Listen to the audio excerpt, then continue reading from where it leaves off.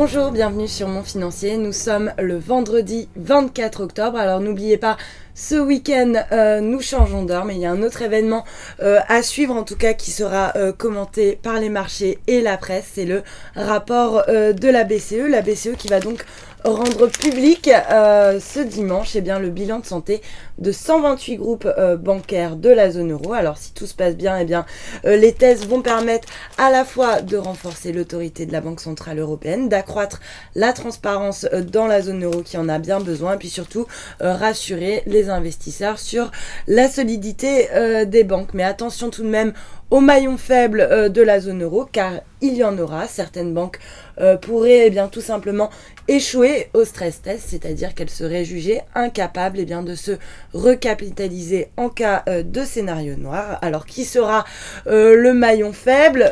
Pour Espirito Santo, donc voté 1, pour Alpha Bank voté 2, et enfin pour Dexia voté 3. On en parle également beaucoup dans la presse aujourd'hui, le TGV, un rapport de la Cour des comptes qui dénonce le coût prohibitif du TGV pour la SNCF. Et puis également pour les finances publiques, trop cher le modèle du TGV français qui ne serait plus tenable selon le Figaro et les Échos dans les années à venir. Et pendant ce temps-là, les élus, eux, continuent à faire pression pour que de nouvelles lignes soient construites. 460 000 perdants, c'est le nouveau mode de calcul de la CSG pour les retraités et pour les chômeurs qui va être modifié et qui va donc faire 460 000 perdants, dont la plupart appartiennent aux catégories moyennes supérieures et aisées. La fin des hausses des impôts, ce n'est toujours pas pour maintenant. Et puis une autre histoire à vous raconter, la guerre des caddies, les distributeurs qui veulent enterrer la hache de guerre et mettre un terme à la course au prix bas avec le concours du gouvernement.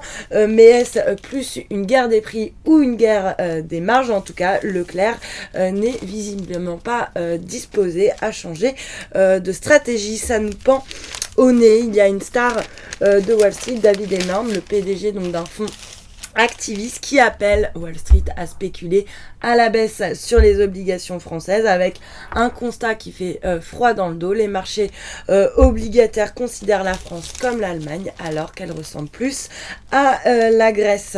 Et puis également le chiffre du jour, toujours dans les Échos, 12%, c'est le nombre de dirigeants américains qui ont une perception positive de la France à l'heure où la concurrence est toujours plus féroce pour accueillir les investisseurs étrangers. Le French bashing a encore de beaux jours devant lui. Et puis on termine par une bonne nouvelle quand même, c'est la France qui retrouve son premier rang de producteur mondial de vin après avoir été détrôné il y a 4 ans par l'Italie, en cause d'une récolte désastreuse en Italie, alors qu'en France le mois de septembre a été exceptionnel, ce qui va nous assurer un bon millésime. Voilà pour cette revue de presse. Restez avec nous, très bonne journée.